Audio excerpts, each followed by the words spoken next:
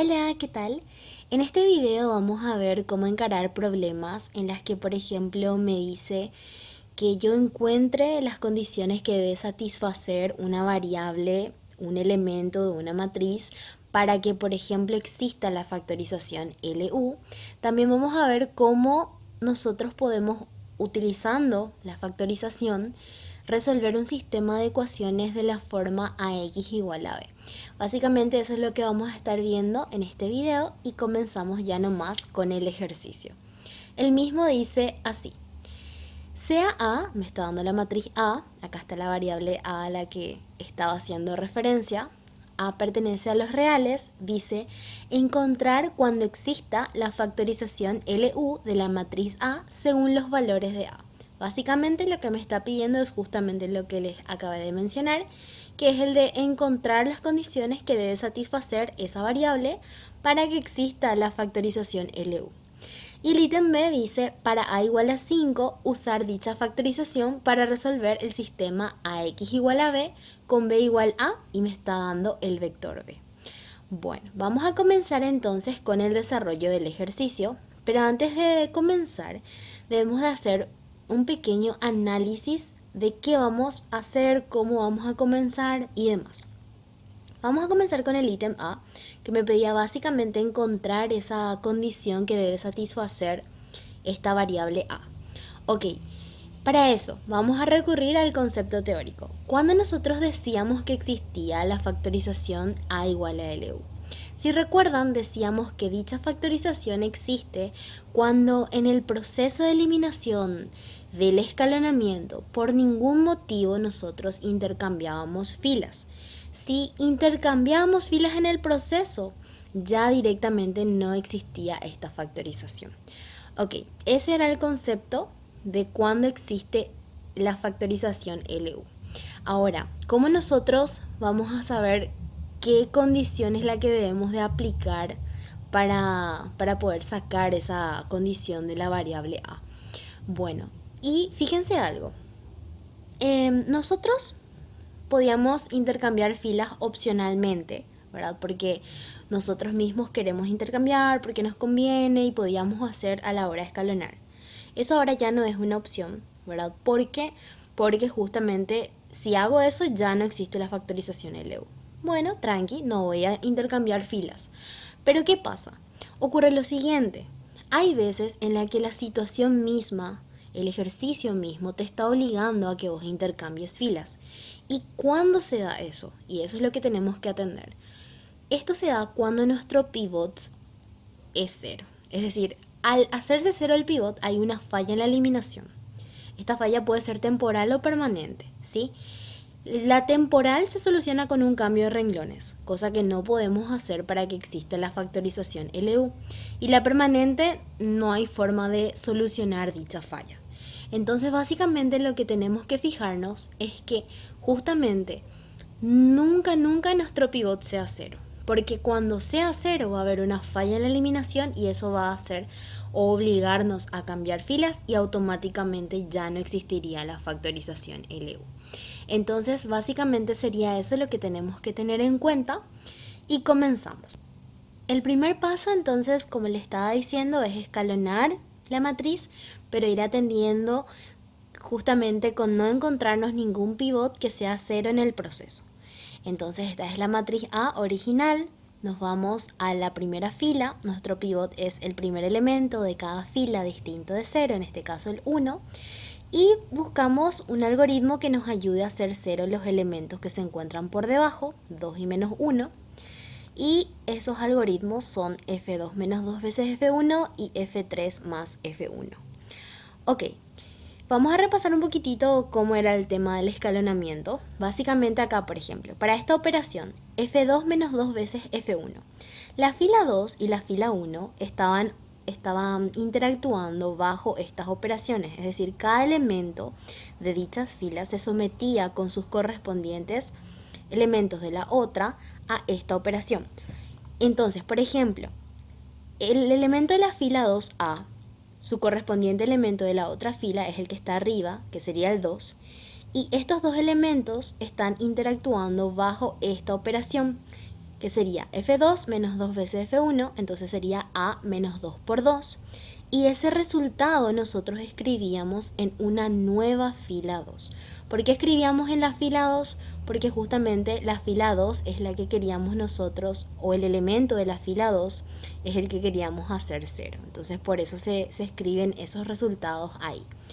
Y nada, así sucesivamente con los elementos de la fila 3 y los demás elementos en cuestión. Ok, luego entonces de hacer esto, de obtener, hacer 0 los elementos que se encuentran por debajo de este pivot, pasábamos a la siguiente fila, ¿verdad? Y nos encontramos con que es A menos 4 el siguiente pivot, primer elemento de cada fila distinto de 0. Pero como le estaba diciendo, para que el ejercicio no me obligue a intercambiar filas y de esa manera hacer de que yo ya no pueda factorizar de la forma LU, porque si yo intercambio filas ya no existe la factorización, entonces la condición que nosotros siempre teníamos que ir viendo que se cumpla es que los pivots no sean 0. Con el 1 no hay problema, no es 0. Ahora, A menos 4 puede llegar a ser 0. ¿Y cuándo se va a dar eso? Se va a dar eso cuando A sea igual a 4, fíjense. Entonces, para que no haya un intercambio de filas y siga existiendo así la factorización LU, la condición entonces debería ser de que A menos 4 tiene que ser distinto de 0, entonces A tiene que ser distinto de 4. Eso es lo que encontramos hasta ahora entonces, justamente. Ahora vamos a continuar escalonando para ver si existe alguna condición más que deba satisfacer A. Ya encontramos una. Y nada, aquí nos quedamos justamente. Ahora suponemos que esto ya no es 0, entonces es un pivot. Y buscamos un algoritmo para hacer 0 el elemento que está por debajo, que sería el 1. Y sería el algoritmo que están viendo acá. ¿Ok? Nuevamente las filas son sometidas a operaciones y llegamos a la matriz finalmente escalonada. Primeramente mi pivot fue el 1, seguidamente A menos 4. Ya de aquí sacamos la condición que no sea 4 para que siga existiendo la factorización. Ahora nos vamos a la siguiente fila y yo me doy cuenta acá que yo puedo sacar otra vez otra condición de A para que este último pivot no sea 0. Pero, ¿qué ocurre? Les pregunto, ¿afecta o no que sea 0 este último pivot? Y cuando digo afecta o no, hago referencia a que me está obligando si este último pivot es 0 a que yo cambie de filas. Y la respuesta sería no. ¿Por qué? Porque si este último pivot fuese 0, no pasa nada, porque ya terminé de escalonar. Ya no tengo que seguir a buscar otro pivot ni demás. Ya terminó acá. Entonces por eso es que nosotros no condicionamos para que este último pivot que está acá sea distinto de 0. Porque no afecta, no me está obligando a que cambie de renglones. Bueno, entonces nosotros respondemos, ¿verdad? La matriz dada se puede factorizar de la forma A igual a LU siempre y cuando A sea distinto de 4. Ahí está la condición que nos estaba pidiendo el ejercicio. Quiero mostrarles algo, ¿sí? Y es esto básicamente. Estoy teniendo, ¿verdad? Esta matriz, que es esta, pero va a ser la situación en la que A es igual a 4.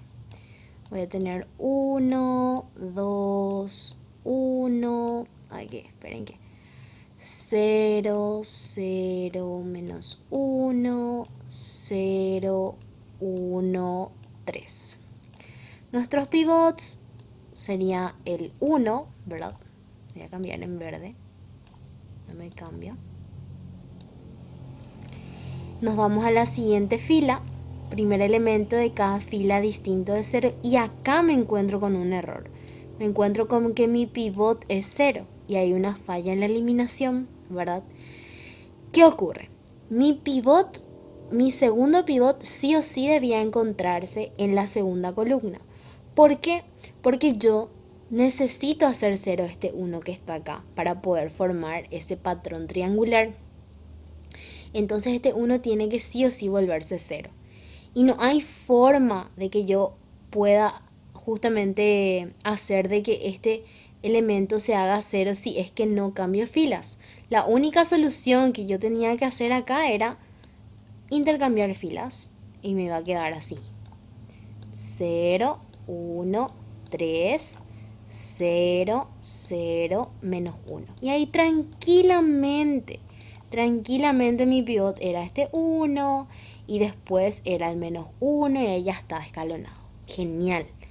Pero ¿qué pasa? Yo, para que exista la factorización LU, yo no puedo hacer esto, ¿verdad? Yo no puedo hacer ningún intercambio de filas. Por eso es que condiciono que A no sea 4. Eso es para que vean bien nomás justamente esto. Porque el concepto luego me dice así. Para que exista la factorización, no hagas ningún intercambio de filas, dice, ¿verdad? Entonces de ahí es que sale. Ahora, ¿qué pasa si nosotros, ¿verdad? Ya tenemos la última fila. Supongan que esta sea la matriz. 1, 2, 3. Ya logramos escalonar todo. 5, 8. 0, 0, 0. Supongan que esta haya sido la matriz con la que estuvimos trabajando, ¿verdad? Nuestro primer pivot fue el 1, después fue el 5 y acá no tenemos ningún pivot, ¿verdad? Entonces, fíjense, que esta fila sea así, llena de ceros, me está obligando a que yo cambie de filas. Y no, ¿por qué? Porque yo ya escaloné todo, ¿sí? Fíjense, estoy justamente teniendo 0 los elementos que están por debajo del pivot, porque un pivot no era solamente aquel primer elemento de cada fila distinto de 0, también cumplía con que a la izquierda de él estaban toditos ceros. Y fíjense, cumple eso, ¿por qué? Porque acá están todos ceros. Y por encima se encontraba el pivot anterior. Entonces, es por eso que es muy importante que entendamos esto, ¿sí? Bueno, por eso es que no importa si este último pivot que están viendo acá, 3A menos 11 sobre A menos 4 es 0. ¿Por qué? Porque no me está obligando a que yo cambie de fila. En cambio, si fuese, por ejemplo, como el caso que se ve acá, A menos 4, ahí sí tenía que cumplirse. Y nada, así sería. Vamos entonces a calcular la matriz L y U para terminar. La matriz U es la matriz escalonada, simplemente, ¿verdad? Y la matriz L, ¿se acuerdan cómo calculábamos? Nosotros lo que hacíamos era, traíamos todas las operaciones elementales que hicimos, en este caso, todos estos algoritmos utilizados, y también las posiciones que hicimos 0. En este caso hicimos 0 el elemento A21, acá está, el elemento A31, el elemento A32. Entonces, en las correspondientes posiciones indicadas aquí, nosotros vamos a llevar los escalares que utilizamos para hacer ceros esos elementos. O sea, para hacer 0, por ejemplo, el elemento A21, fila 2, columna 1, usamos el menos 2 y vamos a llevar en nuestra matriz cambiado de signo, es decir, 2. Acá está, fíjense, fila 2, columna 1, 2 positivo. En la posición 3, 1, fila 3, columna 1, usamos el 1 positivo, entonces vamos a cambiar de signo y vamos a llevar menos 1, fila 3, columna 1. Y así sucesivamente con el último. Y fíjense, es una matriz que tiene unos en la diagonal y por encima de la diagonal 0. Esa era la matriz L.